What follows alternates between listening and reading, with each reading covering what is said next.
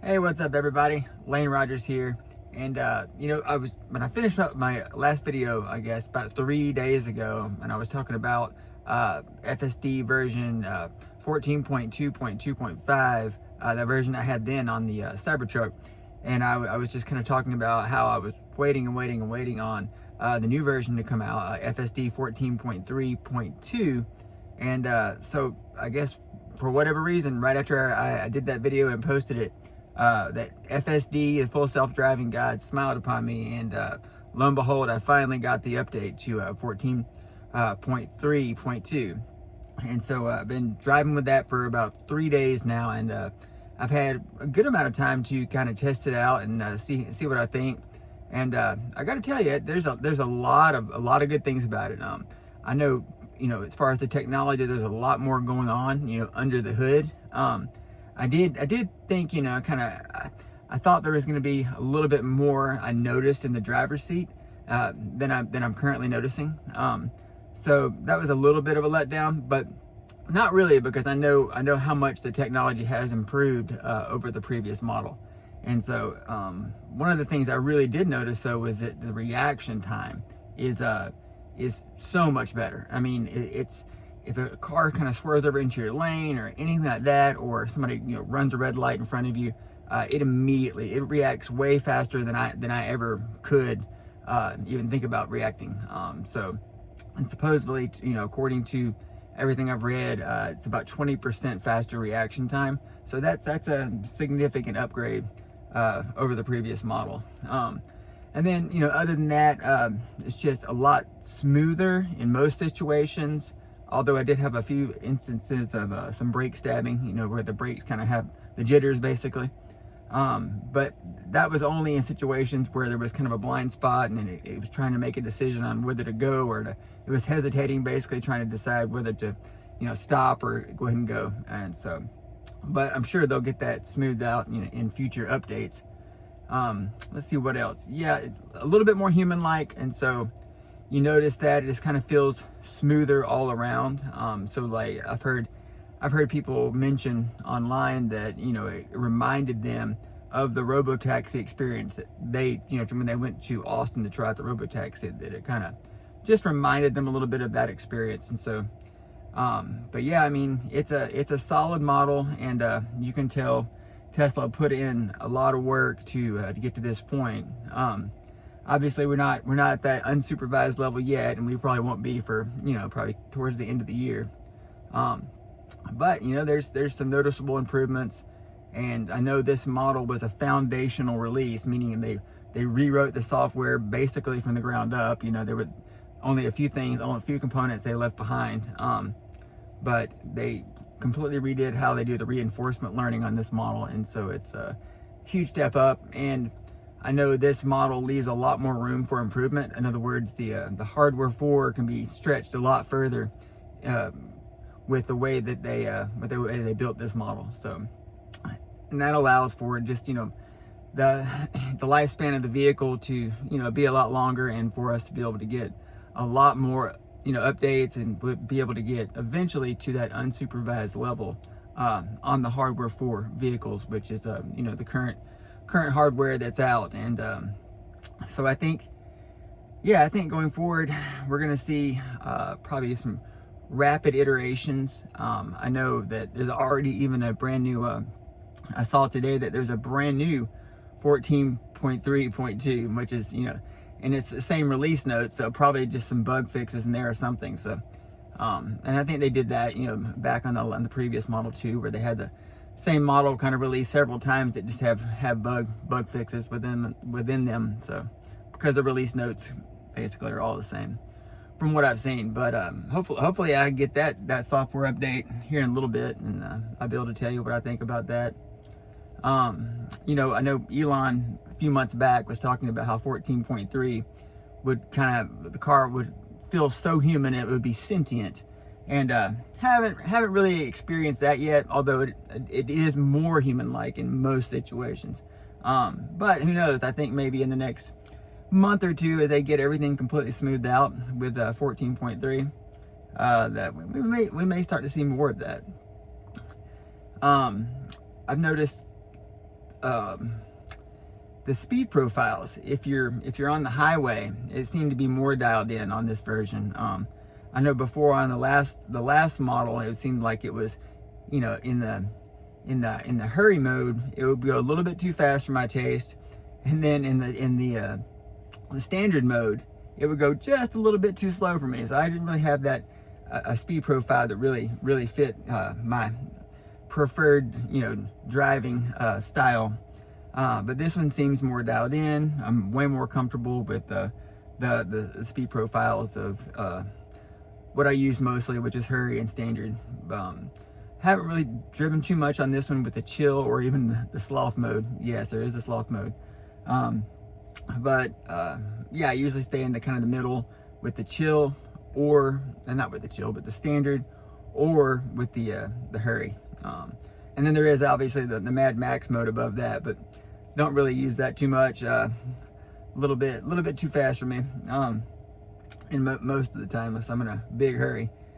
But yeah, a great model so far, and I'm looking forward to driving with it more, and then also getting that new version that just is starting to roll out to, I guess, some of the early testers today. So yeah, it's good. Kind of thinking about planning another road trip so I can adequately test all the different scenarios of what it's capable of. I know this model is also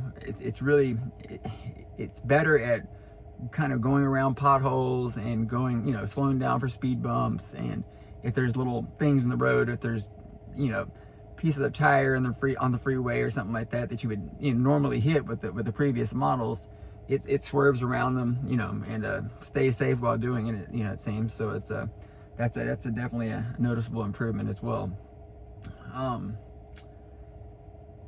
Yeah, and you know, honestly, with these things, it's like I was kind of saying earlier, is they're getting to the point where, you know, they do the job. You know what I mean? It may not always be exactly the way you prefer to drive, but it gets the job done. And you know, if you think about, like, if you were to get an Uber or a taxi or something, that driver is probably not going to drive exactly how you would drive, and a lot of times you're in scary situations, but they get the job done. They get you there in one piece most of the time. So FSD is the same way. You know, there's certain situations where it does things that I wouldn't do, but you know, it's legal and it gets the job done, and so it just really comes down to preference.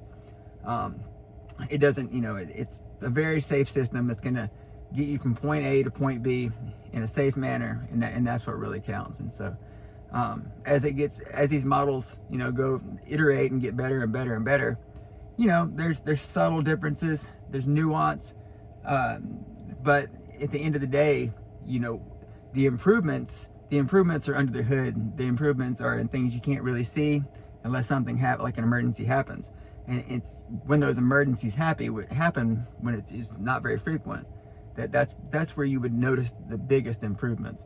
But just in everyday driving, you know, the last model was great, this model is great.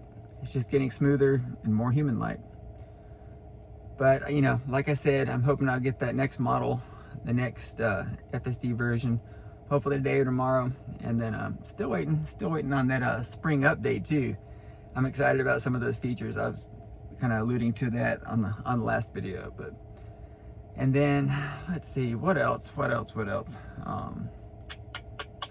Yeah, there's a lot going on. I'm also kind of excited about the kind of a different topic, but it's still Elon's companies, the SpaceX Starship launch, and I saw today that it's announced probably on the 12th of May, and so I may see if we can get down to Boca Chica, South Padre, and you know, when we've gone in the past, I think we've been down there like 3 or 4 times now.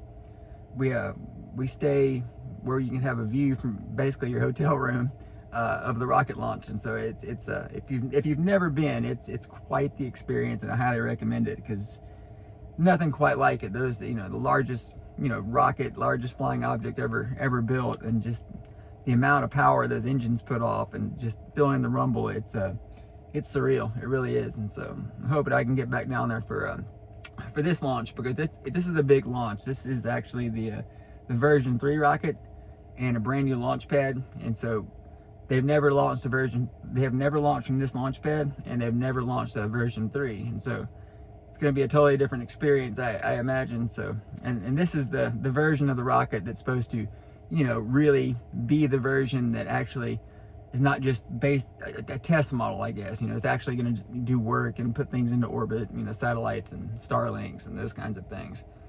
And then, you know, eventually take us to the moon and beyond, hopefully Mars. And so we'll see if we can get down there. Who knows? I don't know if I'll have time, but it'd be fun to. And I highly recommend going if you ever get a chance.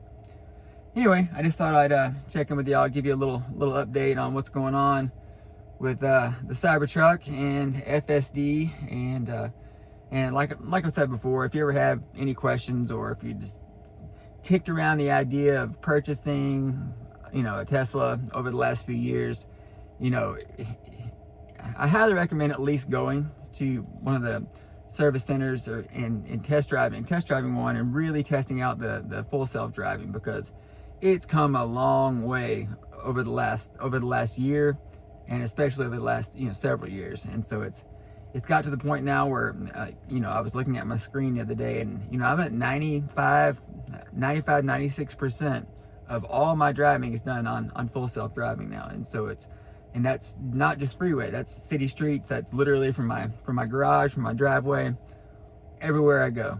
And so, and if you have Tesla insurance, by the way, they give you major brownie points if you're on FSD. So every month my insurance rates are coming down and down and down, just because I use full self-driving for almost all my driving. And so I guess in Tesla's eyes and Tesla insurance's eyes, it's much safer than, you know, if I were driving on my own. So I'm getting a huge break there too. So yeah, things are just getting better and better with Tesla, and the longer I've had them, which is, I guess, let's see, I'm going on about 2.5 years now. So, well, actually 3 years.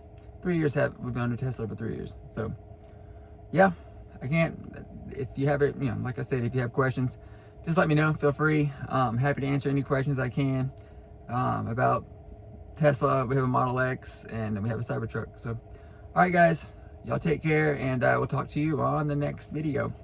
Bye.